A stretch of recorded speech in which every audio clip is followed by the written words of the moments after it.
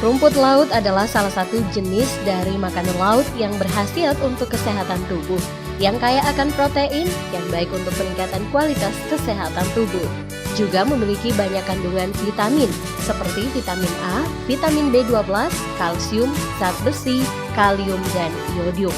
Dalam rumput laut banyak kandungan nutrisi yang terdiri dari 27,8% kadar air, 5,4% protein, 33,3% karbohidrat, 8,6% lemak, 3% serat, abu 22,25%.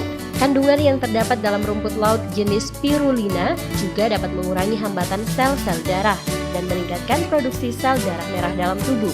Karena rumput laut memiliki kandungan zat besi yang sangat tinggi, rumput laut juga dapat mencegah kanker, mendetoks luka, mencegah keropos tulang, dan dapat meningkatkan daya tahan tubuh.